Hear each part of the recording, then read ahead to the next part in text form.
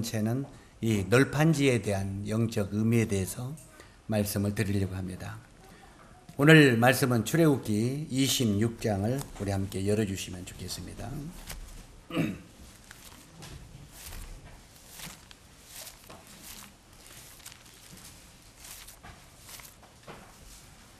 출애굽기 26장 15절부터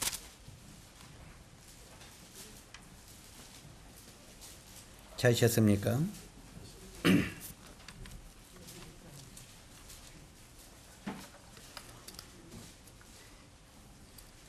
15절부터 30절까지 이 교독을 좀 하도록 하겠습니다.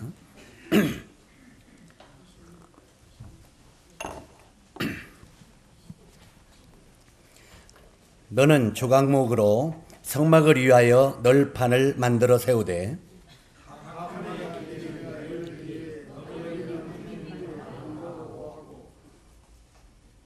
읽었습니까? 그렇게 빨리 읽었어요? 각 판에 두 쪽씩 내어 서로 연결하게 하되 너는 성막 널판을 다 그와 같이 하라.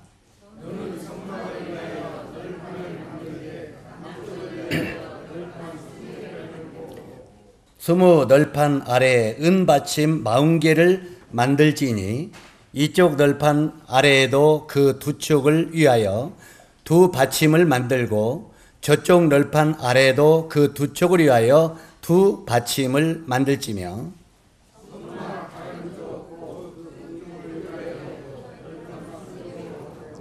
은받침 40개를 이쪽 널판 아래에도 두 받침, 저쪽 널판 아래에도 두 받침으로 하며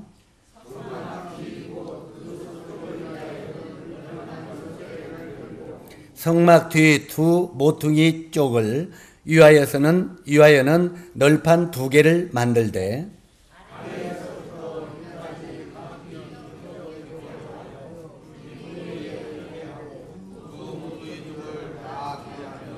그 여덟 널판에는 은 받침이 16이니 이쪽 판 아래에도 두 받침이요 저쪽 판 아래에도 두 받침이라.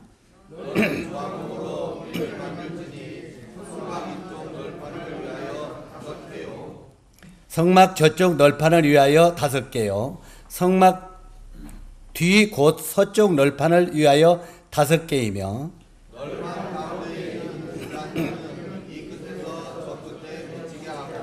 그 널판들을 금으로 싸고 그 널판들의 띠를 꿰 금고리를 만들고 그 띠를 금으로 싸라.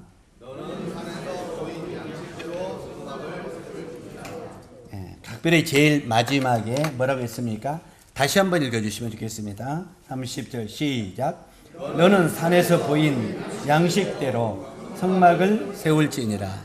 이 양식대로는 식양대로 그 설계도대로 이 말입니다. 우리가 전에 이 교회의 진리를 배우면서 오래전에 배웠기 때문에 교회의 진리를 다시 한번 정리를 할 때가 됐다 생각을 하게 됩니다만 이제 이 구약의 하나님께서 성막을 지시고 이 성막은 누구를 통해서 지시냐면 모세를 통해서 지었습니다. 그 다음에 이제 다윗을 통해서 준비하게 하고 그 다음에 다윗의 아들 솔로몬을 통해서 성전을 짓게 했습니다. 그 다음에 신약으로 내려와서는 예수 그리스도를 통해서 교회 곧 본체의 교회를 짓게 하셨습니다. 그래서 구약은 오실 메시아, 신약은 오신 메시아, 다시 오실 메시아. 그래서 신약과 구약 모두 다 누구의 이야기입니까? 예수의 이야기라고 말씀을 드렸습니다. 성경 전체에 여러 가지 이야기가 나옵니다.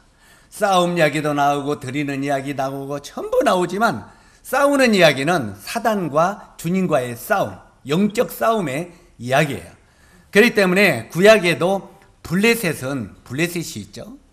이 블레셋은 사단과의 싸움을 이야기하고 있고 그 다음에 미디안과 이 싸움은 미디안이 아니라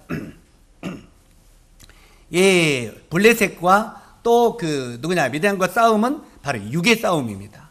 그래서 우리가 사단과의 싸움이 인과 동시에 나의 자신과의 육신과의 싸움도 있는 것입니다. 그래서 우리는 평생에 구원받은 성도들은 그 다음에 적이 누군 줄 아셔요? 구원받은 성도들은 적이 누굽니까? 나입니다. 우리는 끝까지 맺맞은 게 모든 걸 핑계대면서 사단이 그랬다 하지 마십시오. 사단의 권세는 이미 주님이 십자가에 죽으시고 부활하심으로 말미암아 사단의 권세는 깨뜨려졌어요. 그래서 사단은 아직도 안 죽었다고 꿈틀거리지만 이미 사단의 권세는 깨뜨려졌다고 성경에 말하고 있습니다. 그러면 지금은 이제 구원받은 성도들은 이제 뭐라고 했습니까? 먼저 우리가 구원받기 전에는 우리 안에 누가 있습니까? 옛사람. 마귀의 자녀로 태어났던 옛사람이 여기에 있습니다. 그리고 우리가 구원받았다고 하는 말은 이 옛사람이 없어졌다는 말이 아닙니다. 바로 이 새 사람이 이쪽에 심어졌다고 하는 말입니다. 그래서 이건 육에 속한 사람이요, 이것은 영에 속한 사람이라고 성경에 말합니다. 우리가 거듭났다 하는 말은 육에 속한 사람 중에서 이제는 예수님 믿고 거듭난 새 사람으로 바뀌었다 하는 말이에요. 그런데 거듭난 새 사람으로 바뀌었어도 옛사람이 있어요, 없어요? 있습니다.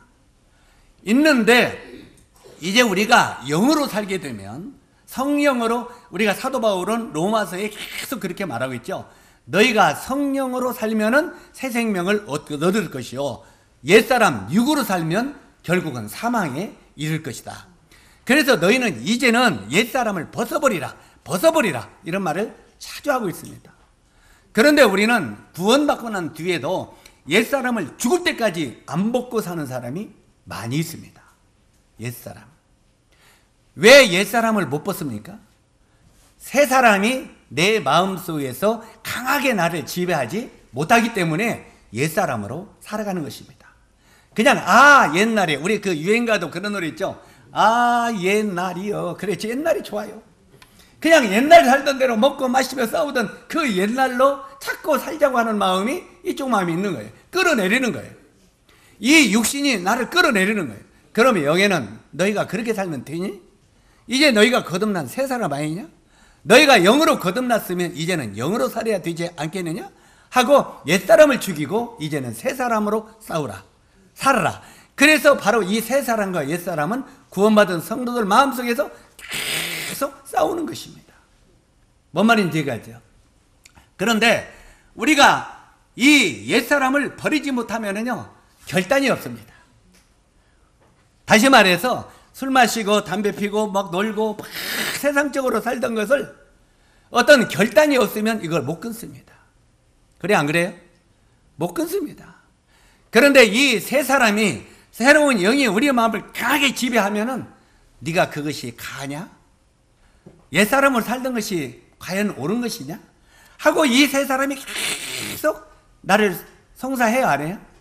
하지요. 이건 안 되는데.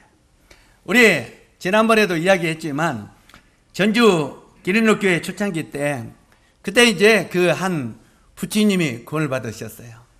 그분이 일평생 술과 담배를 너무너무 좋아하셨어요. 그 이제 학교 서무과장을 하셨기 때문에 굉장히 이제 그 삶도 그렇게 악하게 살지 않고 그래도 세상적으로 굉장히 선하게 샀어요. 그런데 술과 담배를 즐기는데 이분이 이제 정년퇴직을 하고 나서도 복덕방에 앉아서 바둑을 들고 놀면서도 항상 술과 담배는 옆에, 이제 그게 술내기, 담배내기가 몸에 배요, 안 배요? 평생 하던 것이니까 술내기, 담배내기가 몸에 배죠. 그런데 술내기를, 담배를 하고 그렇게 하고 살던 분인데 그분이 구원을 딱 받았어요. 구원을 딱 받으니까 이제는 이게 마음에 싸움이 있어요. 시작돼야 안 돼요. 사랑하는 형제 자매 여러분, 정말 여러분이 구원받고 여러분의 양심의 마음이 싸움이 안 일어난다면 이건 구원받은 게 아닙니다. 양심이 싸움이 일어나지 않으면 구원받은 게 아니에요. 구원받은 사람은 양심의 싸움이 시작됩니다. 무슨 싸움이 시작되겠어요? 옛사람과 새 사람이 싸움이 시작되는 거예요. 이해 가시죠? 그러니까 이제 이 싸움이 시작되는데 이 새 사람이 이기게 되면 이걸 이기게 되고, 옛사람이 이기게 되면 이 새 사람이 죽게 되는 거예요.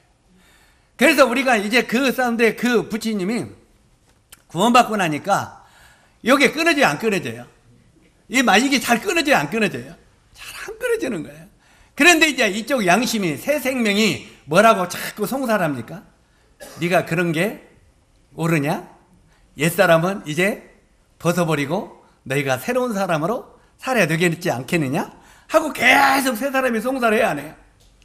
그러니까 이분이 이제 제가 이제 저쪽에 화산동에 그 교회 거기서 있을 때 그때 이제 이 옆에 산이 있는데 예배 끝나고 점심을 딱 식사를 하면은 산으로 올라가십니다.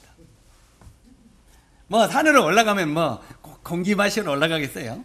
거기도 다 공기가 다 좋은데 산으로 올라가면 이렇게 보면서 또 한 대 피러 가시는구나. 뭐 이제 이 식사하고 나면 이게 그질그질하면서 피고 싶잖아요. 응? 그래서 산으로 올라갑니다. 올라가서 이제 피고 나서 내려와가지고 화장실로 들어갑니다. 왜 화장실로 갑니까? 양치하러 가죠. 양치하러 갑니다. 자, 그래놓고 이제 씻고 닦고 또 은단도 먹고 이제 향수도 뿌리고 나오지만 저는 이상하게 민감하니 그 냄새를 잘 맡아요. 저쪽에서 보면 쭉 그냥 쭉 들어와요.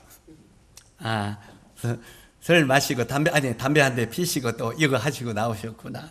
가만 놔뒀죠. 주님, 저 부처님에게 힘을 주십시오. 이길 수 있는 힘을 주십시오. 하고 계속 기도했는데 어느 날 이분이 간증을 하셨어요. 간증을 했는데 내가 지난주부로 이걸 끊게 됐다고. 평생 피던 이것들을 끊게 됐다고. 그런데 어떻게 끊게 되느냐? 산에 가서 이 한 가지를 피고 내려오면서 계속 마음 가운데 무슨 생각이 있겠어요? 참, 이 늙은이가 주책도 없이 젊은 형제들 앞에서 이게 무슨 꼴인가? 담배 하나도 못 이겨가지고 이게 무슨 꼴인가? 너무 부끄럽고 창피하고 추하더라는 거예요. 그래서 계속 주님 앞에 엎드려 기도하면서 주님 이것을 끊게 해주십시오. 정말 정리하게 해주십시오. 했더니 주님께서 그때부터 담배 생각을 안 나게 해주시더래요. 그래가지고 이분이 그걸 끊게 했다고 했어요. 실제로 우리가 구원받으면 이렇게 변화받는 삶을 살아야 됩니다. 이렇게 변화받는 삶을 살 때 그때야 우리는 참된 예배가 어떻게 보면 시작이 될 수 있는 것입니다. 이해 가시죠? 그래서 우리가 또 이건 담배술 이야기하니까 담배술만 이야기하는 게 아닙니다. 우리의 성품, 우리는 때때로 나는 옛날에 이렇게 살아서 내 성격을 안 고쳐져. 왜 성격이 안 고쳐집니까? 성품은 주님을 따라가면 고쳐지게 되어 있습니다. 안 고쳐진다고는 건 교만입니다. 나는 성격이 옛날부터 막 이랬어. 그건 교만입니다.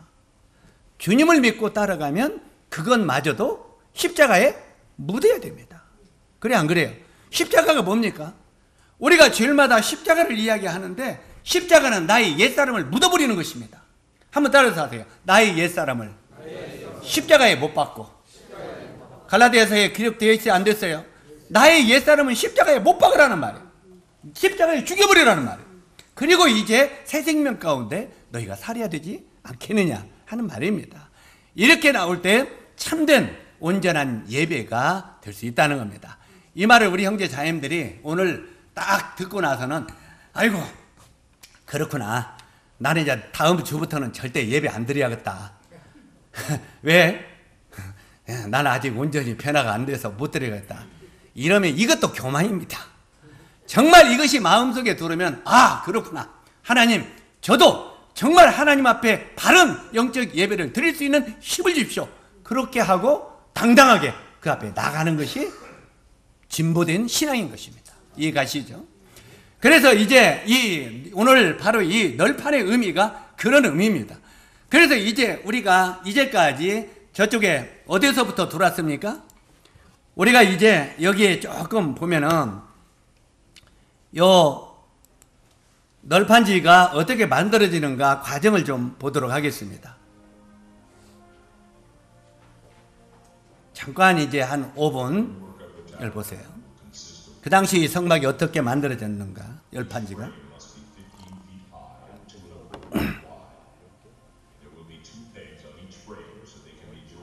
좀 영어기 때문에 그냥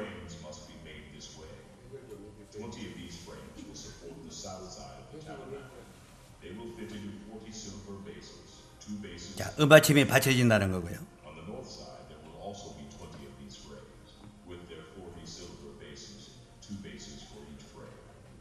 On the west side, there will be 6 frames, along with an extra frame at each corner.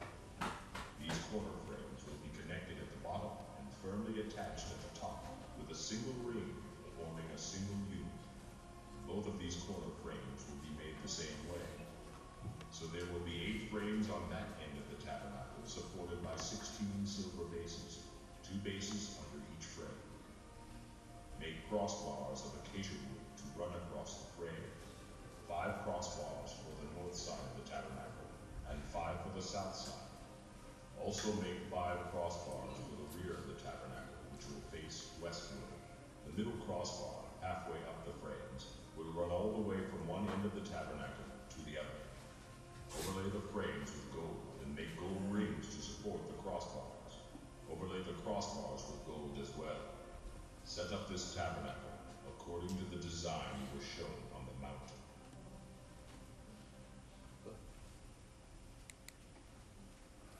자, 이제 그 성경에 우리가 조금 전에 읽었던 말씀을 보면 그렇게 되어 있습니다.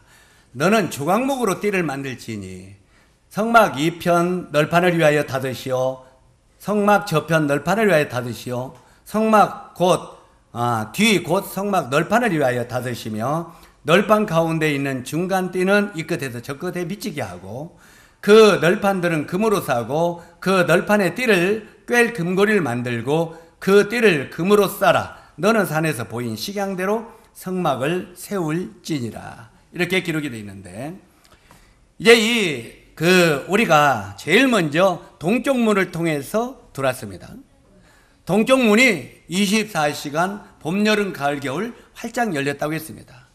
그것은 구원의 문은 항상 1년 12달 봄, 여름, 가을, 겨울 열려 있다고 하는 말입니다. 그래서 언제든지 구원은 받을 수 있다. 그래서 구원을 이제 그 문이 열려서 문 안으로 들어보니까 제일 앞에 놋제단이 놓여져 있었죠. 바로 이 놋제단은 번제단인데 여기에서 죄를 대속하는 번제가 드려졌습니다. 속죄제가 드려졌죠. 바로 그렇게 속죄제를 드리면서 제사장들이 손과 발에 더러운 것들이 묻었을 때 물두멍에서 지지난주에 배운 물두멍에서 손과 발을 깨끗이 씻고 그 다음에 이제 새로운 옷을 입고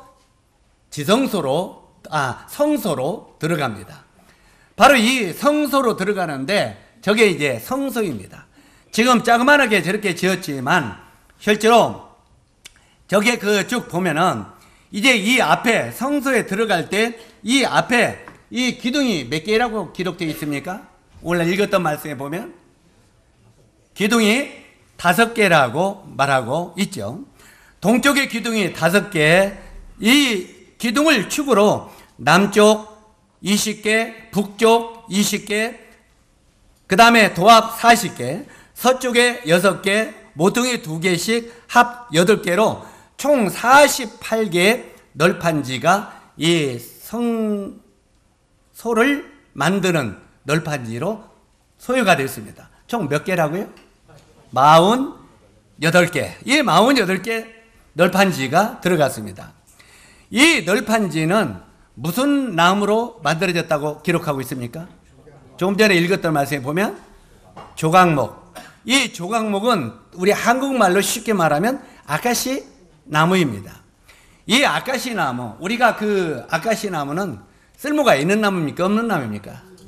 별로 쓸모 없는 나무입니다. 바로 이 아카시 나무는 전국에 어디든지 뻗쳐 있어요. 바로 이 아카시 나무는 특히 거기 유명한 게 뭐가 붙어 있습니까? 가시가 붙어 있죠. 가시가 붙어 있고 그 아카시 나무는 이렇게 쓸모없이 어떻게 보면 버림받은 나무입니다만 이 아카시 나무는 자세히 보면은 쓸모가 많아요. 왜요? 꽃부터 쓸모가 있죠. 우리 아카시 꿀 오래 먹어보신 분? 안 먹어봤어요? 꿀 중에서는 아카시 꿀이 제일로 맛있는데, 예. 꿀부터 시작해서 이 아카시 나무는 정말 나무 자체가 쓸모없지만 쓸모가 굉장히 많습니다. 이 아카시 나무를 다른 말로 하면 조각목이라고, 조각목을 또 다른 말로 하면 심딘나무라고 말합니다. 이 심딘나무를 말하고 있는데 왜 이 조각목을 심든 나무, 아카시 나무로 이 성막을 만들었냐면, 우리가 이사야서 53장 2절에 보면은 그는 주 앞에서 자라나기를 연한 순 같고 마른 땅에서 나온 줄기 같아서 고운 모양도 없고 풍채도 없은즉 우리의 보기에 흠모할 만한 아름다운 것이 없도다. 바로 예수님을 가리켜 표기한 내용이죠.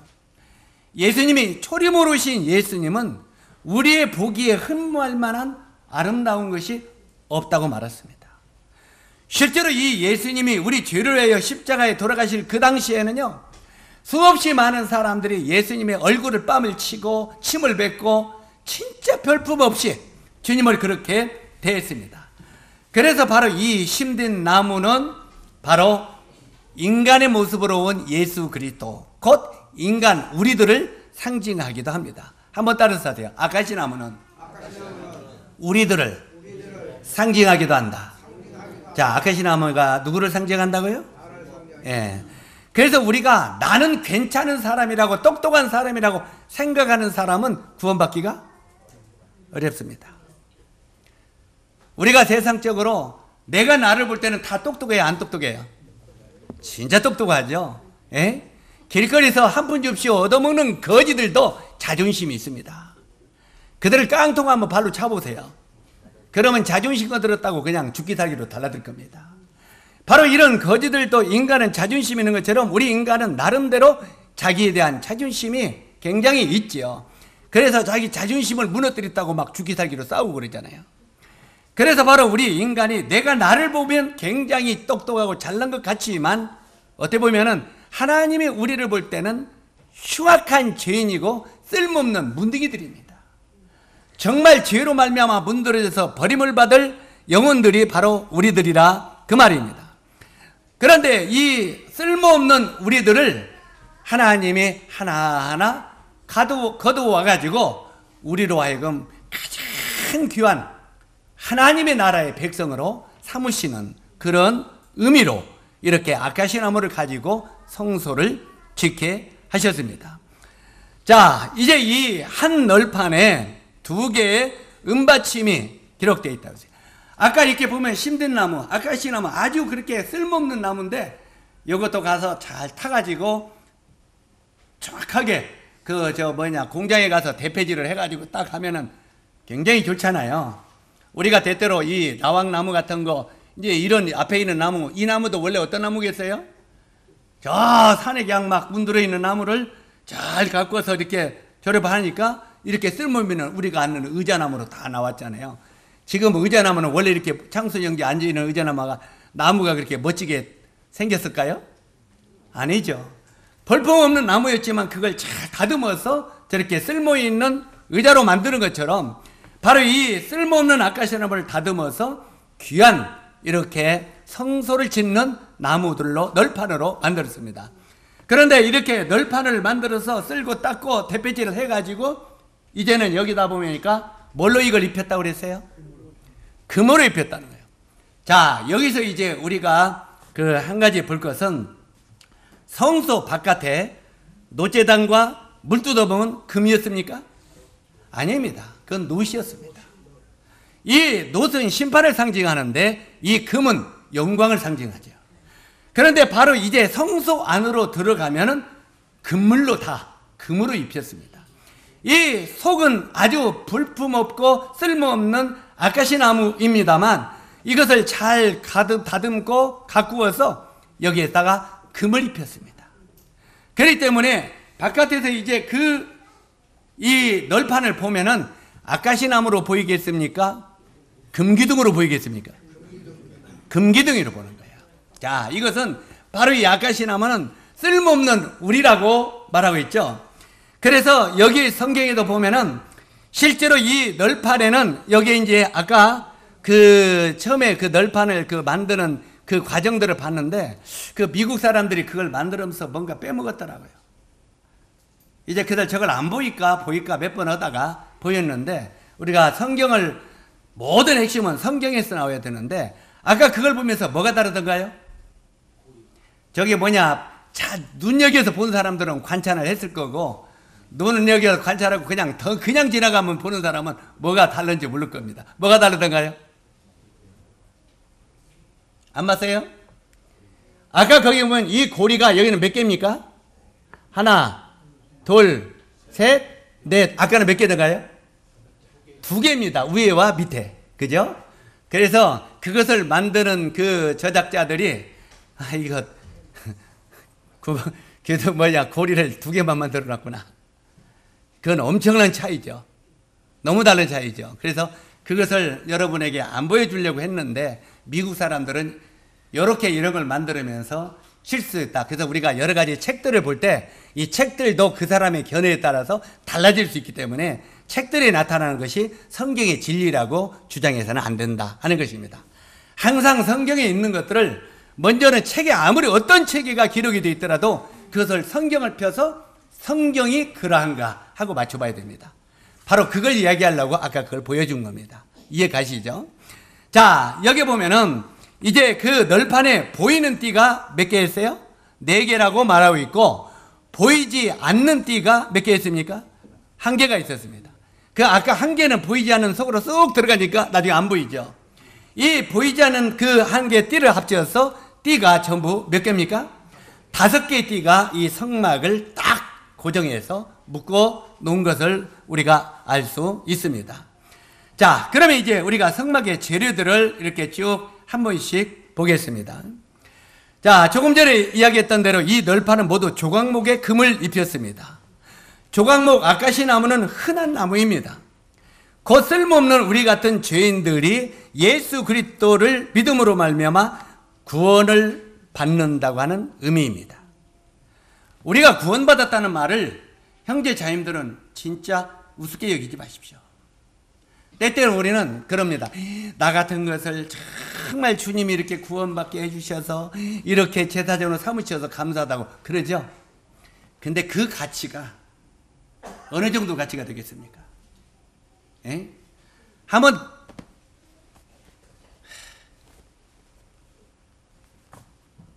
그래도 제일로 눈에 들어오는 건 뭐예요?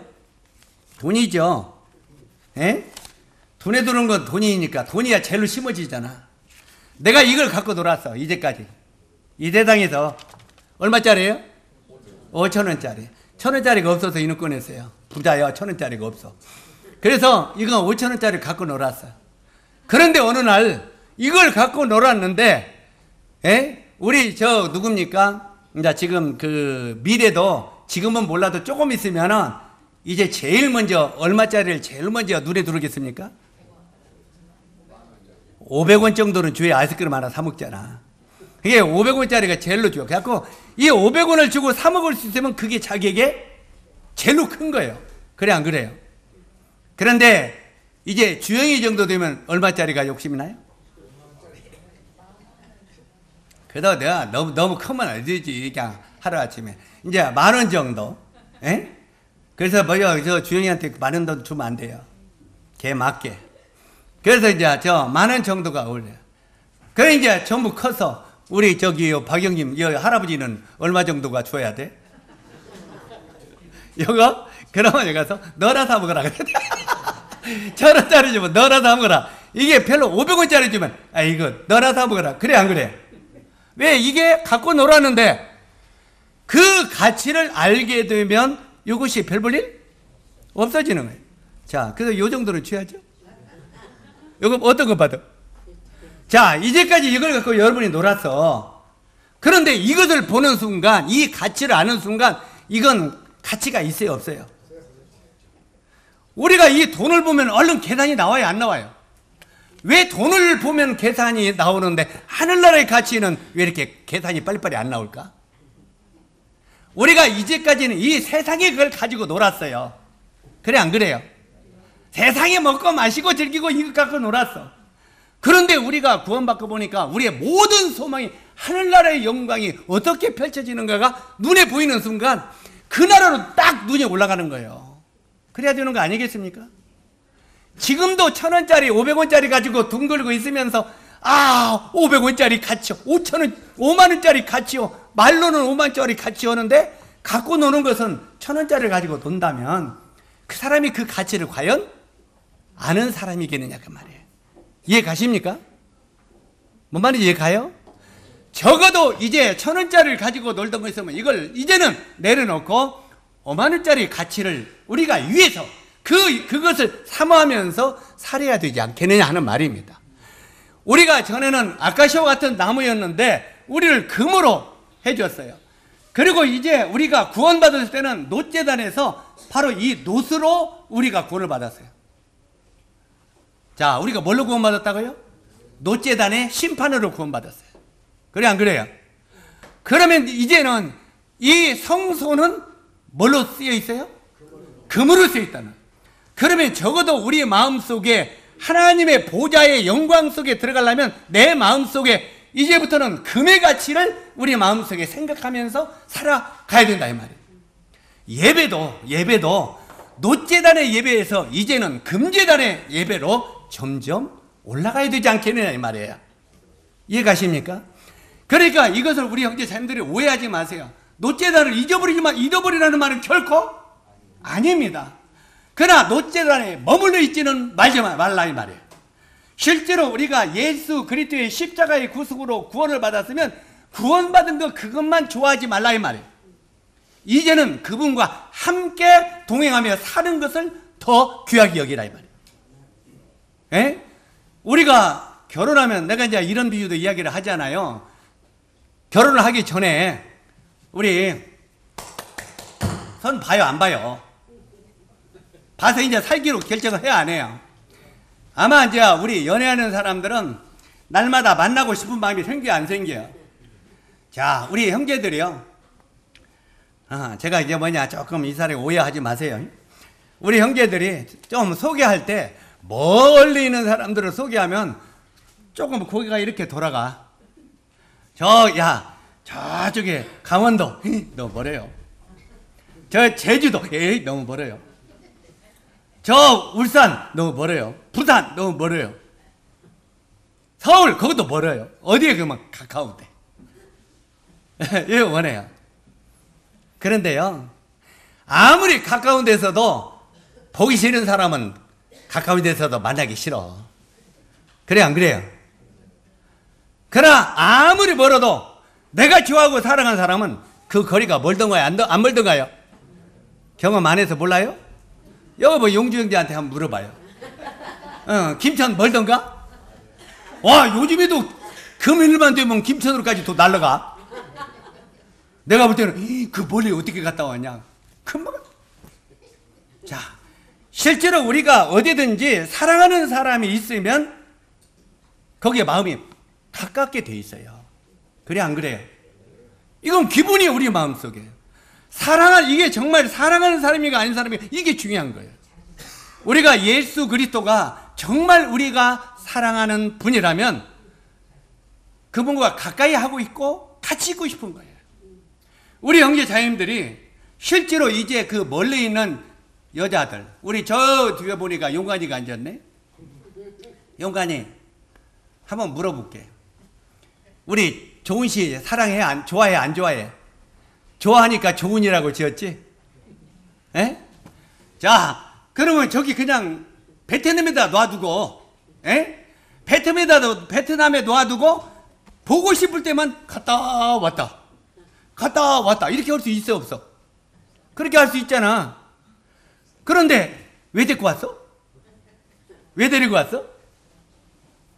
에? 좋아하니까 옆에 두고 싶어서.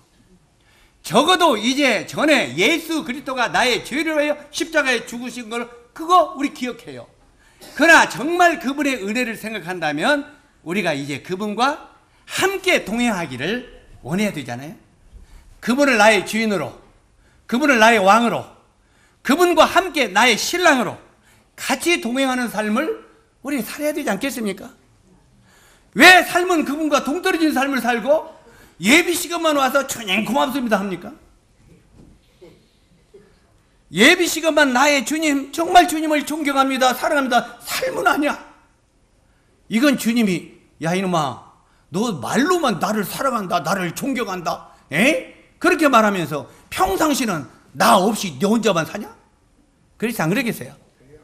실제로 이것이 우리가 정말 십자가의 노세의 의미로 우리가 구원을 받았으면 이제는 금으로 씌워자신 성소에서 그분과 함께 거하는 삶이 참된 예배라는 거예요. 그래서 이제는 우리가 노제단에서 물두멍을 거쳐서 이제 참된 예배의 성소로 올라가는 삶을 살아야 된다 이 말이에요. 바로 이 올라가는데 이 하나님의 성전을 지키기 위해서 나 같은 것을 끌어다가 성전의 한 도구로 만들었다는 게 놀라운 거 아니겠습니까? 나 같은 걸 끌어다가. 그래서 우리가 사도 바울은 뭐라고 이걸 고백하느냐면 너희 안에 성전 삼고 누가 계신다고요? 주께서 계신다. 내 안에 나를 성전 삼고 주님이 어디 계셔요? 내 안에 계신다는 거예요. 그러면 여러분이 적어도 이 세상을 살 때 어떤 것이 하나님의 영광을 위한 것인가? 오늘 아침에 예배 시간에도 김대영님이 어떻게 하면 예수님을 기쁘게 하고 하나님을 정말 기쁘게 하고 영화롭게 할 것인가 생각했다고요. 그분이 내 안에 계시는데 내 안에 계신 주님과 함께 동행함이 아니냐 이렇게 말하고 있어요. 네가 나를 위해서 뭘 하는 것이냐? 아니다. 네가 나와 함께 조용히. 미가서가 그렇게 말하고 있죠. 미가 선지자가 하나님께 네 아들을 드려볼까? 천천의 수양의 기름을 드릴까? 하나님이 그걸 기뻐하실까? 아니다 이 말. 묵묵하게 나와 동행하면서 나와 같이 행동하는 것을 하나님은 기뻐하신다는 거예요. 적어도 여러분이 주님과 동행한다면은 내 속에서 내가 예를 들어서 그 좋아하는 술이 생각났어. 이렇게 하다가 주님이 야야 나 여기 있다. 예 주님 넣겠어요 안 넣겠어요? 자 이렇게 픽 하다가 누구세요? 나 여기 있다. 네 안에 나 있잖아. 주님이 너에게 생명을 준 내가 여기 있잖아. 피겠어요? 버리겠어요? 이분이 나와 함께 있는 것을 안다면 이건 멀리하게 돼 있다 이 말이에요. 세상의 물질, 세상의 욕심 이것들도 너희가 먹을 것과 입을 것이 있으면 족하게 여기라 이 말이야. 그냥 이거 더 잡으려고 막 애를 쓰면서 내 함께 있는 동행하는 주님을 잃어버린다면은 주님이 기뻐하는 삶이겠느냐는 거예요.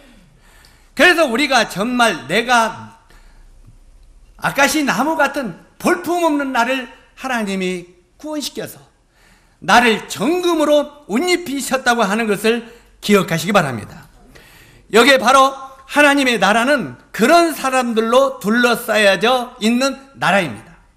하나님 나라는 쓸모없는 사람들을 불러서 그들을 구원시켜서 다듬어서 영광의 나라를 만든 것이 하나님의 나라입니다. 여러분은 하나님 나라를 피상적으로 생각하지 마세요. 여러분 자신이 하나님의 나라입니다. 내 자신을 하나님이 갖고서 하나님이 임재하는 그 성소를 지어가고 있다는 거예요. 바로 나를 금으로 입히셔서. 그러면 나를 금으로 입혔었다는 의미가 뭐이겠습니까?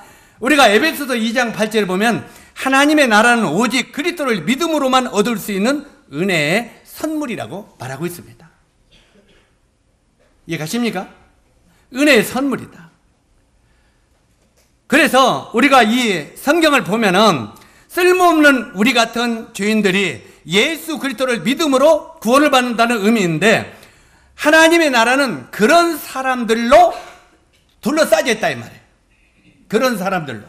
그래서 이 성막에 똑같은 규격으로 금으로 쌓인 저런 조각목들이 하나님이 임재하는 성소를 둘러쓰고 있는데 우리가 성소가 되어 하나님 안에 그 안은 둘러쳐 있는 자들이 되었다 이 말이에요. 그래서 내 자신을 하나님은 너희가 내 나라라 이 말이에요. 이해가시죠? 그렇기 때문에 아하 나의 가치가 얼마나 귀한 것이구나, 얼마나 영광스러운 것이 나의 가치구나, 이것을 깊이 깨닫는다면 나의 삶은 스스로 변하게 되어 있다는 것입니다. 아이고 박영진이 그렇게 살지 마, 그렇게 살아서 쓰겠어, 이렇게 말하기 전에 스스로 깨닫게 된다는 것입니다. 자, 우리가 성경을 쭉 보다 보면 버림받았던 삭개오가 등장하죠? 그래 안 그래요? 삭개오는 사람들에게 상종도 않고 키가 작아서 상종도 안 했습니다. 버림받은 사람입니다. 이 버림받았던 삭개오, 그 다음에 버림받았던 막달라 마리아. 막달라 마리아는 어떤 사람입니까? 귀신 들린 사람이고, 세상에서 버림받고 취한 사람이고, 그 다음에 또 기생 라합, 구약에 이 기생 라합, 이건 기생이었죠. 사람들이 쳐다도 안 보고 그냥 저질이라고 보던 사람입니다. 그 다음에 기생 라합, 그 다음에 사마리아 여인. 사마리아 여인도 남편이 몇 명 있었습니까? 5명이나 있는, 이 사람 저 사람 얻어봐도 만족을 못 누리고 있는 이런 사마리아 여인도 다 죄사함 받고 믿음으로 천국 백성들이 된 것입니다. 그렇다면 여기에 기록된 이런 모든 사람들도 전부 다 불러서 깎아서 금으로 입혀서 여기다 하나님이 세워놨겠어요? 안 세워놨겠어요? 저 속에 그런 삭개오나 막달라 마리아나 바로 이 기생 라합이나 그냥 전부 다 저 속에 금으로 입혀서 세워놨단 말이에요. 그와 마찬가지로 우리들도 하나님이 나의 죄를 십자가로 다듬어서 나를 금으로 옷을 입혀서 하나님이 임재하는 그 성소 속에 나를 세워놨다는 것입니다. 내 자신이 얼마나 영광스러운 자리에 서 있는가를 우리가 안다면은 우리 삶은 달라지게 되어 있다는 말입니다. 우리가 이제 전 세계에 흩어져 있는 형편없는 죄인들을 불러서 의의 옷을 입혔어요. 이 성경에 보면 옷에 대한 이야기가 많이 나오잖아요. 이 예복도 나오고, 바로 이 의의 옷을 입혀가지고 하나님의 거하실 성소를 짓는 것이 바로 이 성소의 의미라는 말입니다. 자, 그래서 우리가 갈라디아서 3장 27절에 보면은 이런 말씀이 있습니다. 한번 따라서 읽으시기 바랍니다. 누구든지 그리스도와 합하여 세례를 받은 자는 그리스도로 옷 입었느니라. 자, 그리스도와 합하여 세례를 받은 자는, 그래서 우리가 세례 받는 것이 그냥 쉽게 받는 게 아니에요. 그리스도와 합하여 세례를 받는 사람이라는 말은 이제는 이 시간부터 내가 그리스도로 무엇을 입는다? 옷을 입는다는 의미라 이 말이에요. 그리스도로. 그래서 여러분이 세례를 받았다면 여러분도 예수로 옷을 입은 사람이 됐다는 말이에요. 이해가시죠? 바로 이 예수 그리스도로 옷을 입었느니라. 사도 바울은 바로 이 갈라디아에 그렇게 말하고 있는데, 우리가요, 안은 어떻습니까? 내가 나를 보면은, 내 안을 쳐다보면 지금도 거룩한 하나님의 성소같이 보여요? 예? 우리가 내 자신의 안을 보면 거룩한 성소같이 보여요? 뭐같이 보여요? 아까시나무로 보여. 남을 찌르고 그냥 어렵게 하고 힘들게 하고 또 힘받은 고통도 하고 하는 아까시나무로 보여요. 그러니까 여러분이 왜 예배를 못 드립니까? 우리 청년들이 왜 예배가 안 나올까? 의무적으로 교회는 와. 그죠? 의무적으로 교회에 와, 예배 드리려고. 그런데 딱 앉아서 예배를 오늘은 드려야지 하고 고개를 딱 숙이는 순간 누가 보여? 누가 보여요? 내가 보여. 내가 딱 보이면 아까시나무가 보인다 이 말이야. 그러면 이제 그 당시 여기서 육신이 뭐라고 송사를 해요? 너 같은 것이 예배 드린다고? 한번 따라서 하세요. 너 같은 것이 예배 드린다고? 그래 안 그래요? 송사가 나오죠? 아, 나 예배. 네 예배를 바꿨냐? 너나 잘 살아 하고 막 송사하는 거예요. 그러면 그 다음부터 이렇게 나를 보는 순간 입은 어떻게 돼요? 이렇게 되는 거예요. 벙어리 제사장이 그때부터 되는 거예요. 자, 오늘 이걸 공부하고 여러분이 딱 주님 앞에 엎드려 이제는 누구를 봐야 되겠어요? 아까시나무에 입혀놓은 무엇을 바라봐야 돼요? 금을 바라보라 이 말이에요. 하나님이 나를 금으로 만드셨구나. 하늘나라의 영광에 참여하는 자로 나를 만드셨구나. 바로 이 아까시나무를 가리운 금을 바라볼 때 우리가 하나님 앞에 반짝반짝 빛나는 감사를 올릴 수 있다 이 말이에요.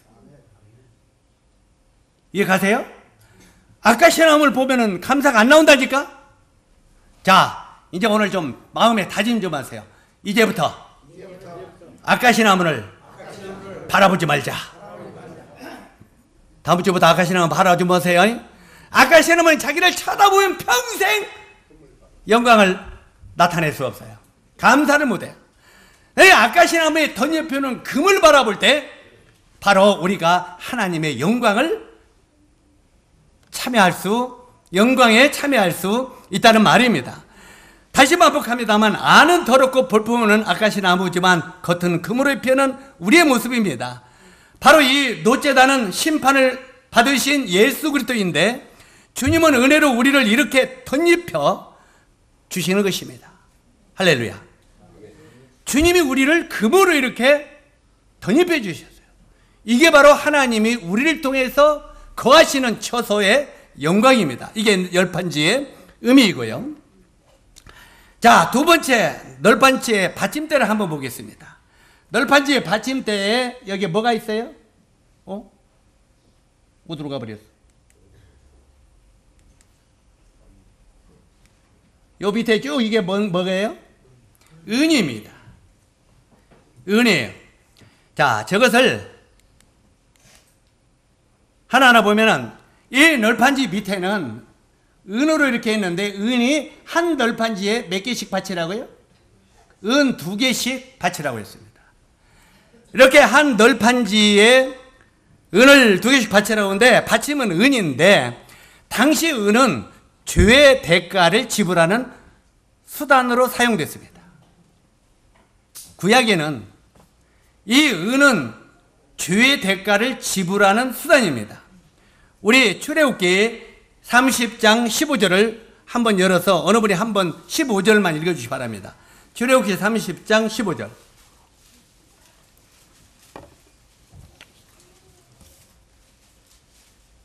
너희의 생명을 대속하기 위하여 여호와께 드릴 때에 부자라고 반세겔에서 더 내지 말고 가난한 자라고 덜 내지 말지며. 예, 됐습니다.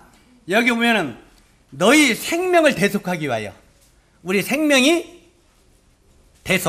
구원받기 위하여, 죄를 대속하기 위해서 부자라고 은 반세겔을 더 내지 말고, 가난하다고, 제가 잘못했네요. 부자라고 은 반세겔을 더 내지 말고 가난하다고 은 반세겔을 덜 내지 말라고 말했죠. 그러면 이 죄를 구속받는 위해서는 전부 얼마씩 동일하게? 은 반세겔입니다. 가난한 자나 부한 자나 은 반세겔씩 하나님 앞에 대속물로 드렸던 것을 보게 됩니다. 모든 죄인들이 예수 그리스도로 옷 입고 십자가의 구속 위에 이렇게 세워지는데 이것이 바로 우리들의 신분입니다. 우리가 때때로는 그 예수 그리스도의 똑같은 십자가의 은혜로 구원받았습니다. 우리 이렇게 보니까 죄를 누가 더 많이 졌냐? 김대웅 형님이 죄를 더 많이 졌어. 그러니까 하나님이 너는 죄를 많이 졌으니까 은 13개를 갖고 와. 그리고 저쪽에 주연이는 죄를 조금 졌으니까 은 반세겔만 갖고 와. 이렇게 말했습니까? 아닙니다. 죄를 많이 진 자나 적게 진 자나 부유한 자나 가난한 자나 은 반세겔, 바로 은 반세겔은 아주 조그마한 겁니다. 이것은 충분히 다 낼 수 있는 은 반세겔이 죄인들을 구속하는 속건 제값인데, 이 죄를 대속하는 구속값인데 바로 이것은 예수 그리스도의 십자가의 은혜로 우리가 구원받는다는 거예요. 만약에 죄가 많은 김대웅 형제님은 십자가 은혜가 더 크고, 죄가 적은 주연이는 십자가 은혜가 적고, 그런 것이 아니라는 것입니다. 우리 모든 사람들은 똑같이 예수 그리스도의 십자가의 구속으로 구원받았다는 거예요. 이해 가십니까?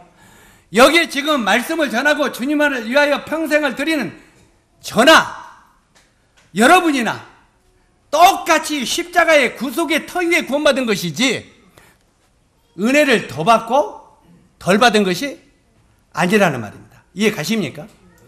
그런데 어떤 사람은 더 주님을 경외하고 사랑하고 섬기고 있고, 어떤 사람은 십자가의 은혜를 경히 여기는 사람 있어요, 없어요?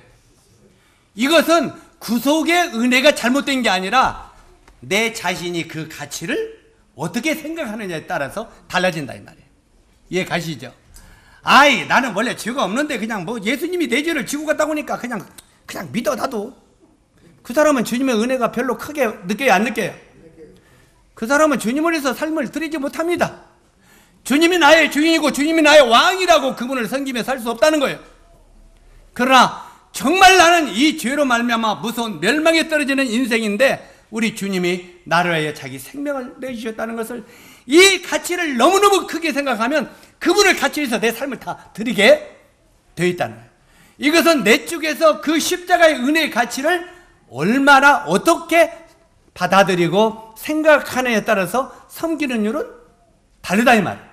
그러나 구원의 은혜는 똑같다는 거예요. 이해 가시죠?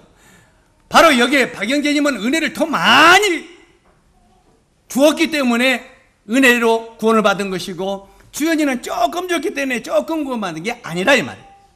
그래서 우리는 하나님 앞에 갔을 때 내가 이렇게 살았다고 하는 것을 핑계치 못한다는 것입니다. 왜? 똑같은 은혜의 터 위에 우리가 구원을 받았기 때문에 그렇습니다. 그 다음에 세 번째, 널판을 싸고 있는 금띠를 보겠습니다. 금띠. 자, 이 금띠를 보겠는데 동쪽 입구에는 5개 기둥이 있다고 그랬죠? 그래, 안 그래요? 아까 이 전에 봤던 5개 기둥이 있습니다. 자, 이 5개 기둥. 이 5개 기둥이 있는데 이건 아까 저쪽 입구에 들어오는 것과 다릅니다. 이제 안에 성소로 들어가는 문입니다. 여기 보면 기둥이 5가지, 이 널판을 싸고 있는 금띠를 보겠는데 동쪽의 입구에는 5개 기둥이 있습니다. 이것은 에베소서 4장 1절에 교회를 세우는 5가지 은사를 의미합니다. 다시 말해서 이 교회를 세우는 기초적인 주축을 이루는 5가지 은사, 이 5가지 은사가 에베소서에 보면은 4장 1절에부터 보면은 사도로, 선지자로, 복음 전하는 자로, 목사로, 교사로 세우셨다고 했어요. 이게 바로 교회를 세우는 기본적인 5개 은사입니다. 그래서 이 5가지 은사를 주님이 먼저 주셔서 하나님의 교회를 세우게 하신다는 것입니다. 그래서 하나님께서 어떤 형제를 통해서 어느 지역에 교회를 세우고 개척하는 일을 시키려면은 거의 이 5가지 은사가 있어야 됩니다. 그렇지 않으면 세우기가 힘이 듭니다. 적어도 그때는 이 만령 선수가 되어야 되겠죠. 이 5가지 은사가 있을 때 세워지는데, 여기에 보면은 우리는 이미 에베소서 2장 20절에 보면은 사도와 선지자의 터 위에 우리가 지금 세워져 가고 있다고 말합니다. 사도와 무슨 터 위에? 선지자의 터 위에 이 교회가 세워져 가고 있다고 말합니다. 여기서 은사들은 교회를 세우기 위하여 중추적인 역할을 하기 위하여 성령님이 세우시는 은사입니다. 이런 은사를 가진 장로들이 세워지기를 위하여 우리는 기도해야 됩니다. 이런 은사들이. 저는 우리 김제 교회에 위기를 느끼는 게 뭐냐면 복음 전하는 은사가 안 나타난다는 것입니다. 복음 전하는 은사. 복음 전하는 은사가 안 나타나면 교회는 문을 닫게 되어 있습니다. 그래, 안 그래요? 여러분, 이걸 우습게 여기지 마세요.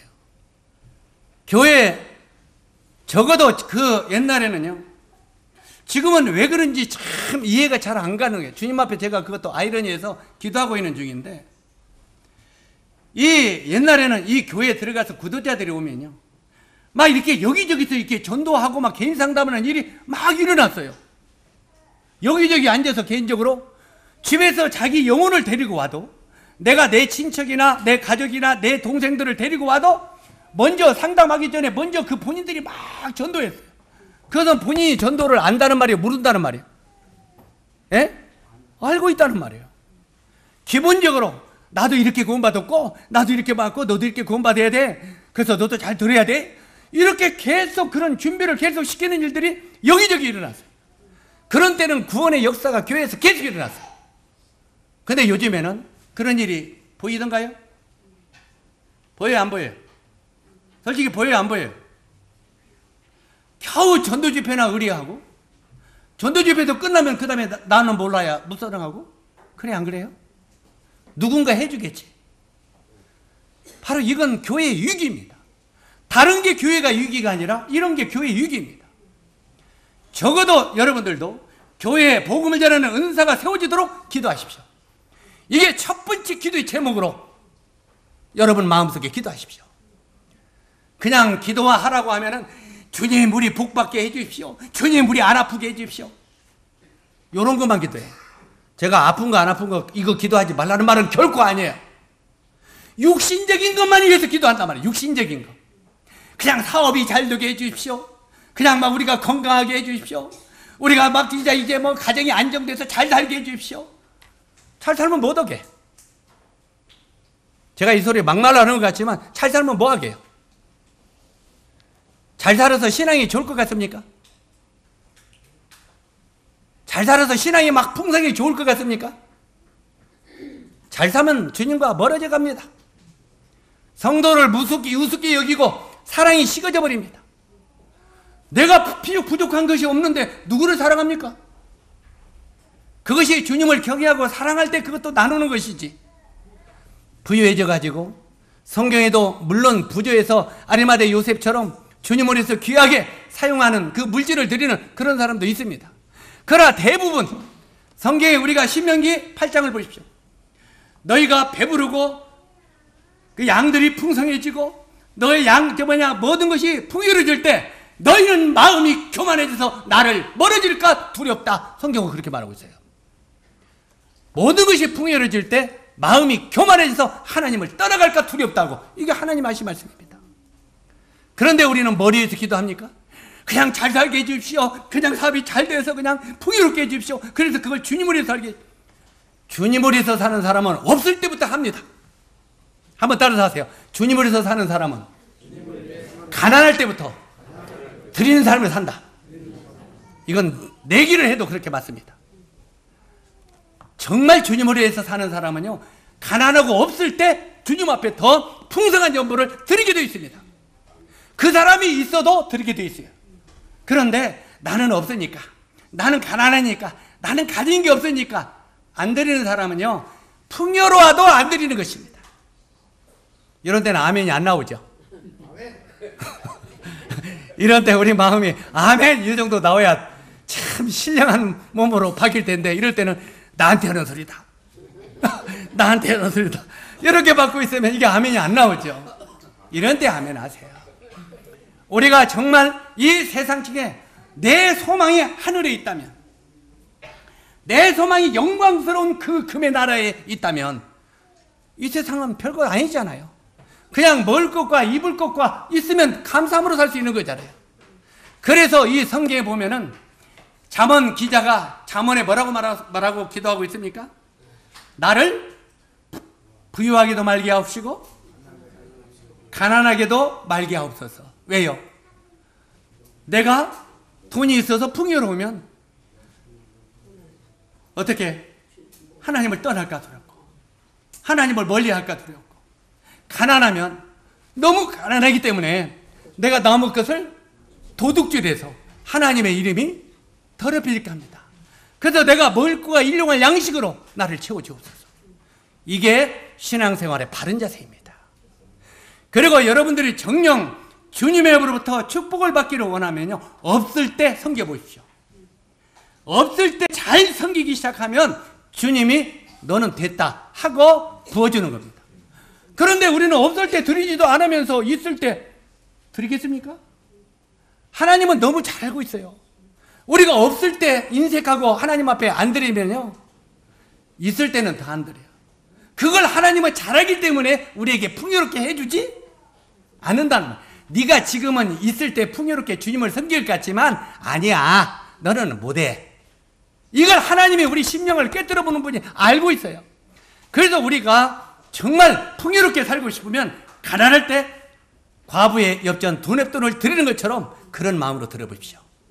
그러면 하나님이 그래, 너는 없을 때도 그런 풍성한 연보를 드릴 때 내가 너에게 축복해 줘도 너는 얼마든지 하겠구나 하고 부어주시는 거예요. 이게 성경의 기본이요, 진리고, 실제로 이런 것을 망각하고 평소에는 그냥 인색하면서 주님이 나에게 물질을 주시면 그때 드리겠습니다. 이건 거짓말입니다. 자, 이 얘기가 다른 데로 갔습니다만, 여기 보면은 이제 우리가 이 복음 전하는 일을, 인사를 위해서 기도하십시오. 정말 이런 세상적인 물질과 이런 것보다는 먼저 기도할 것이 교회에 복음을 전하는 일꾼들이 세워지게 도와주십시오. 이게 기도의 첫 번째 제목으로 두시기 바랍니다. 그리고 마음에 복음을 전하고 싶은 사람이 있으면 계속, 영혼들이 있으면 자꾸 접근해서 전해보세요. 성환 형제, 전하고 싶은 마음이 있어? 그럼 자꾸 옆에 찾아가면서, 우리 성환 형제 은근히 전도 잘해요. 이렇게 자꾸 찾아서 만나서 자꾸 전도해보세요. 전도는 자꾸 해야 늘어갑니다. 안 해보면 점점 약해집니다. 계속 해보십시오. 그 다음에 여기 보면 복음 전하는 자로, 목사로. 이 목사는 뭘 하는 사람입니까? 양무리를 인도하는 사람입니다. 양무리를 잘 이렇게 시험에 빠지지 않도록 돌아보고, 그를 따듬어들고, 정말 그를 양무리를 인도해서 푸른 초장으로 이끄는 이런 일을 잘하는 게 목자의 은사입니다. 바로 이런 목사가 성경에는 가르칠 사로 해서 가르치는 사람이라고 나왔는데, 실제로는 목사는 목자입니다. 양무리를 푸른 초장으로 잘 이끌어 가는 사람입니다. 그 다음에 세 번째, 교사로 주셨다. 다섯 번째는 교사로 주셨다고 했는데, 교사는 가르치는 사람이죠. 이렇게 우리들은 이런 은사들이 세워지기를 계속 기도해야 됩니다. 자, 그렇다면 이 성소가 세워지기 위하여 우리는 어떻게 해야 됩니까? 성소. 이제 이 널판지를 먼저 성소가 세워지기 위해서는 잘라와야 되겠잖아요. 그죠? 이 성소가 세워지기 위해서는 아카시 나무를 잘라와야 됩니다. 이 나무를 자르기 위해서는 먼저는 전도자가 세워져야 됩니다. 먼저 전도자가 이 나무를 잘라와야 되잖아요. 복음을 전해서. 그리고 두 번째, 아카시 나무를 규격대로 잘 다듬어야 됩니다. 아카시 나무가 이제 성소를 세우기 위해 규격대로 잘 다듬으려면은 교회는 교사가 있어야 됩니다. 교사들은 양들을 잘 가르쳐서 양육해야 됩니다. 그들이 주님 앞에 바르게 쓰도록 잘 양육하게 해야 됩니다. 그 다음에 오늘날 이렇게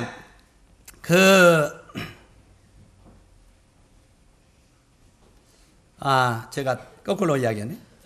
아카시 나무는 제자리에 갖다 세워야 되는데, 목자가 있어서 양들을 잘 인도해서 제자리에 갖다가 세워놓아야 된다. 잘 교사가 가르쳐서 목자가 인도해서 자기 자리에 이렇게 세우는 역할, 이런 은사들이 교회에 계속 세워져 가야 된다는 것입니다.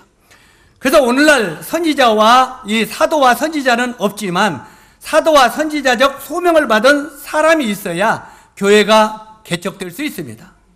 소명 없는 사람이 이 일을 하면 교회는 세워지지 않는 것입니다. 사도 바울은 자신을 사도와 교사와 반포자로 세우심을 받았다고 말하고 있습니다. 사도 바울은 몇 개 은사를 받았습니까? 여기 나오는 5개 은사를 다 받았습니다. 왜요? 하나님이 사도 바울을 통해서 교회를 세우는 일을 해야 되기 때문에 여기에 나오는 모든 은사를 그에게 다 주셨다고 말합니다. 다시 반복합니다만, 여기 보면은 사도 바울은 자기가 사도와 그 다음에 교사와 반포자로 세우심을 반포자는 전도자로 세우심을 받았다는 말입니다. 사도 바울은 자신을 이렇게 말하고 있는데, 여기에 이제 26절에 보면은, 아까 조금 전에 읽었던 말 보면, 눈에 보이는 4개의 띠와 보이지 않는 1개의 띠가 있다고 말하고 있습니다. 그죠? 1개의 띠는 가운데로 구멍을 뚫어서 저쪽 끝다리까지 연결시키는 띠입니다. 그 띠가 어떤 띠입니까? 자, 여기에 중간 띠입니다. 저기 보면 중간 띠 가로찔러 있는 띠는 속으로 들어있기 때문에 눈에 보여요, 안 보여요? 안 보입니다. 그러면 저기에 보면은 5개, 4개 고리가 있고 하나는 보이지 않는 띠가 있다고 했는데, 이 띠의 의미는 사도행전 2장 42절부터 나오는 의미입니다. 이 사도행전 4장 2장 42절에 보면 사도의 가르침을 받고 이렇게 말하고 있습니다. 사도의 가르침을 받고 그 다음에 두 번째 서로 교제하며 그 다음에 세 번째 떡을 떼며 네 번째 기도하기를 힘쓰니라. 그 다음에 다섯 번째 물건을 서로 통용하며 이렇게 말합니다.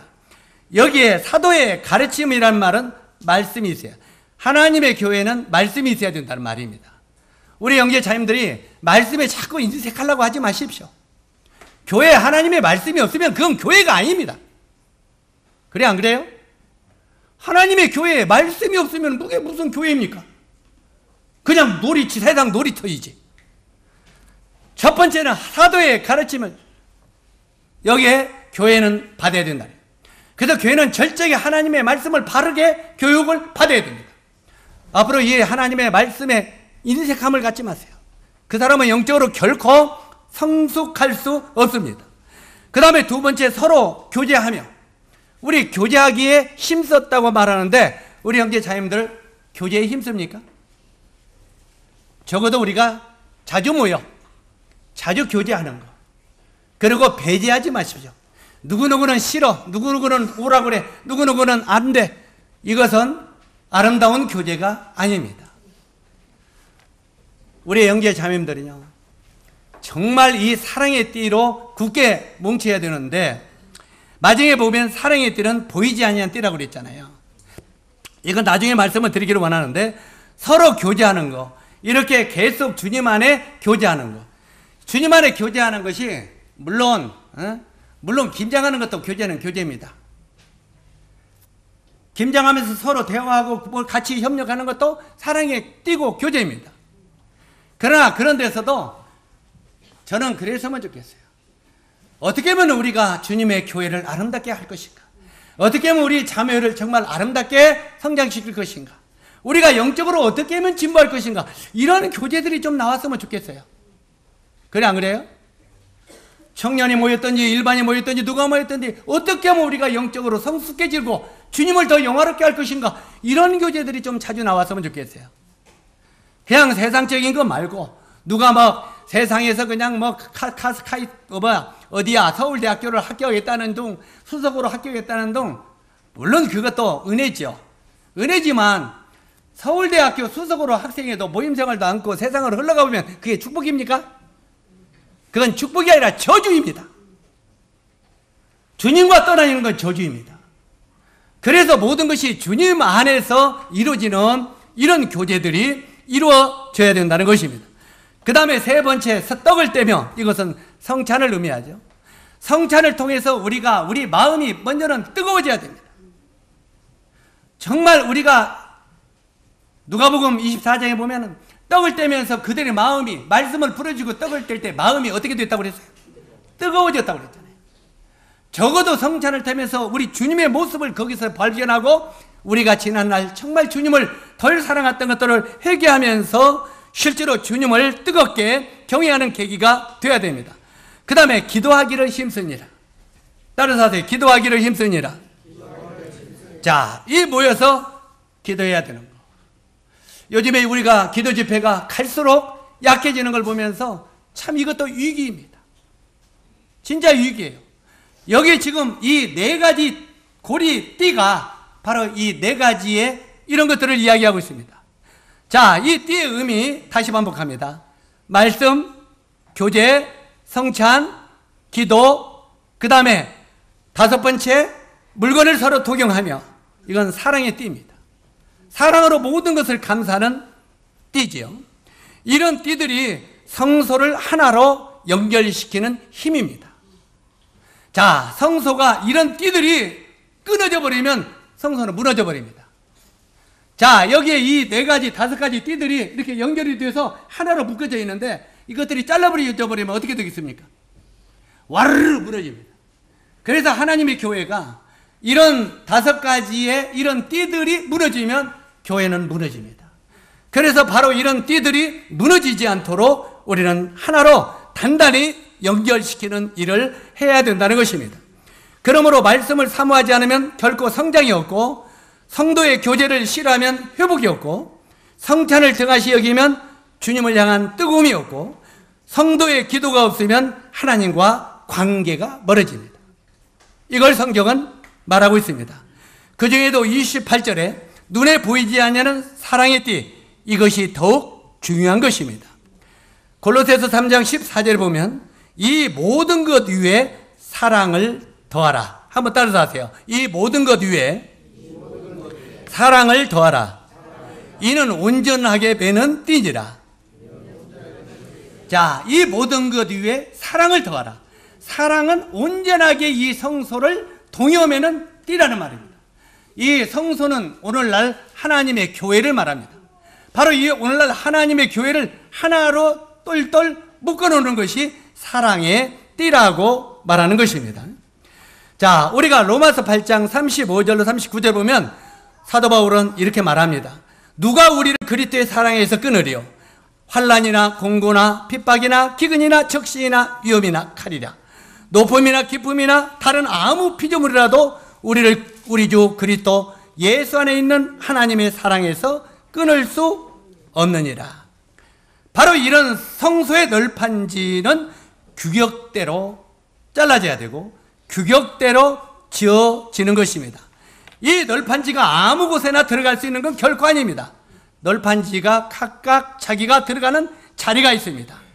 이 교회 지체들도 자기 위치를 알고 자리를 찾아가야 합니다. 자리를 찾아가지 못하면 뺑이처럼 소리를 냅니다. 내가 저 다른 나라 가서 팽이 이야기, 몽골에 가서 팽이 이야기 하니까 팽이를 못 알아듣더라고요. 그래서 내가 팽이가 없어? 그랬더니 나중에 팽이를 안 친대요. 그래서 이제 내가 그 팽이를 하나 만들어서 이렇게 돌리는 것 하면서 가르쳐 줬는데, 이 한국 사람들은 팽이를 알죠? 우리가 보통 이제 옛날에 우리 어렸을 때는 이 팽이 지치기로 노래를 잘 했잖아요. 그런데 이 팽이가 이제 막 그 끈을 채로 이렇게 치면은 막 이렇게 막 맞으면서 돌아갑니다. 돌아가는데 이 뺑이가 자리 잡지 않으면 다다닥 하고 돌아다닙니다. 그러다가 잘 돌아가는 뺑이도 가서 그냥 탁 쳐갖고 그놈까지 죽입니다. 그래 안 그래요? 그런 거 안 봤어요? 물론 뺑이 싸움도 있지만 그냥 이렇게 치다 보면 자기도 자리를 못 잡고 자리 잡혀 돌아가는 것도 가서 때려요. 우리 교회도 이런 지체들이 있을 수 있습니다. 자기도 자리가 없어. 교회에서 나도 못 오는 사람인지를 몰라.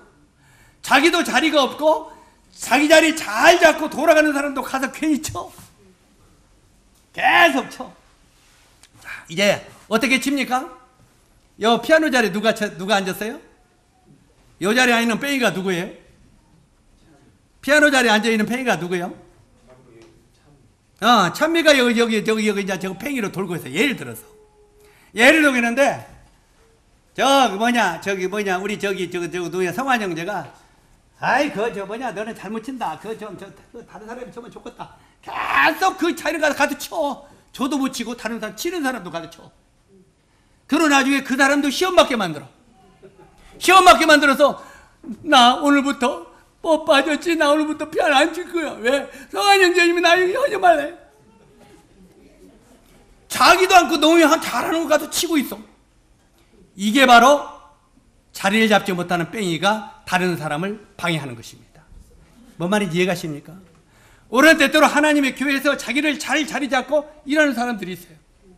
그런데 나도 자리가 없으면서 가서 그 자리 잡고 오는 사람한테 같이 쳐가지고 그 사람도 어렵게 하는 것이 바로 팽이가 자리를 잡지 못하고 돌을 때 하는 것입니다.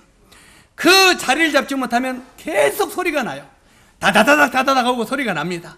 그래서 교회에서 말만 많고 행동하지 않은 사람이 자리 잡지 못하고 돌아다니는 사람이야. 마음이 좀 부담됩니까? 자, 그 다음에 이 웅장한 성소가 성경에 보면 망치 소리 없이 조용히 지어져 가야 된다고 말하고 있습니다. 이것이 성소 널판지에 나타난 하나님의 설계도요, 교회의 영적인 의미입니다. 우리 모두 하나님의 몸된 교회를 세우는 지체가 되어서 조용하고 아름답게 헌신을 드리면서 사랑으로 이 교회가 지어져 가야 된다는 의미입니다. 어느 날 갑자기 이제는 이방인의 충만한 수가 채워질 것입니다. 다시 말해서 마지막 이방인이 구원받은 날이 온다는 말입니다. 누가 마지막이 될지는 모르겠습니다. 누가 마지막 될지 모르지만 우리가 로마서 11장 25절에 보면은 이방인의 충만한 수가 차면은 마지막 구원받을 만한 이방인이 딱 그 자리에 이 널판지 속에 들어가게 되면 그 말입니다. 이 성소는 하늘로 올라갈 것입니다. 마지막 널판지가 차는 순간 하늘로 올라가게 될 것입니다. 하늘로 올라가게 될 때 이 성소가 올라가면은 이제 요한계시록 21장 2절, 21장 10절 보면은 하늘의 새 예루살렘 성이 내려온다고 말합니다. 이 지상에 있는 성소, 교회가 하늘로 올라가게 되면 하늘의 예루살렘 성이 내려온다는 말입니다. 왜 하늘의 예루살렘 성이 내려옵니까? 이 성소가 그 자리에 채워지려고. 이해가십니까? 하늘의 예루살렘 성이 내려오면은 이 지성의 땅에 있는 성소가 올라가서 이제 그 자리에 채워질 것입니다. 우리가 요한계시록 21장 10절 이하에 보면은 거기 보면 예루살렘 성이 나오는데 성에 각각 보석들이 있다고 말하고 있습니다. 녹보석, 옥보석, 뭐 진주 뭐 나오죠. 이 지상의 이 널판지들이 하나님이 보실 때는 전부 다 보석이라고 말합니다. 여러분들을 하나님이 뭘로 보신다고요? 보석으로 보신다는 거예요. 이 성소는 보석입니다. 보석으로 이 보석들이 이제 하늘로 휴거되어 올라갈 것입니다. 이 보석들이 새 예루살렘 성에 채워져 갈 것입니다. 나중에 거기 보면 진주, 뭐 녹보석, 옥보석, 홍보석이 막 쫙 깔려서 무지개가 깔려 있다고 하는데 그건 지상에 있는 성도들이 올라가서 앉을 보석의 자리들을 말하는 것입니다. 여러분들이 이제 어느 보석이 되어서 어느 자리에 앉을지는 그건 모릅니다. 가능하면 광명한 새벽별 우리 주님의 별 바로 옆에 번쩍번쩍 빛나는 보석이 되면 좋지 않겠습니까? 자, 우리 저 보석상, 익산 보석상에 가보니까 어떤 보석은 멀리서 봐도 번쩍번쩍 빛나는 보석 있어요, 없어요? 근데 가서 그 옆에 가기가 좀 부담스럽더라고요. 왜 부담스러울까요? 너무 비쌌을 것 같아서. 그런데 내가 이제 싼 것 같으면은 10만 원짜리 이렇게 그거나 너보다 보잖아요. 그런데 그것만 10만 원, 20만 원짜리 어떤 거 있을까? 그런데 그런 것들은 잘 보여 안 보여요? 잘 보이지도 않아요. 금도 그냥 야그러서 안 보여. 띠가. 에? 야, 한 돈짜리니까 안 보이지. 거기다 이 보석까지 박아놓으려면은 얼마나 얇아져야 되겠어. 그런데 어떤 보석은 두꺼가지고 막 촉촉촉. 아이고, 못 사지더라도 구경이나 하자. 아이고, 이거 얼마예요? 그러면 1000만 원. 자, 그런 보석 좋아요, 안 돼요? 근데 우리가 하늘나라에 가면 그런 보석들이 된다는 것입니다. 새 예루살렘 성에 여러분이 어느 자리에 들어갈지 우리는 모릅니다. 그러나 우리가 아카시나무로 깎여진 널판지로서 이제 금으로 세워져서 하나님의 영광의 나라에 올라가게 되는 날이 오게 될 것입니다. 그래서 하나님의 나라에 올라가게 되면 정말 그곳에서는 영광스러운 예배가 드려지게 될 것입니다. 그러나 이 땅에 있을 때도 우리가 내가 금으로 만들어진 널판지다 생각하고 감사함으로 하나님 앞에 충만한 예배를 드릴 수 있는 성도들이 되었으면 좋겠습니다.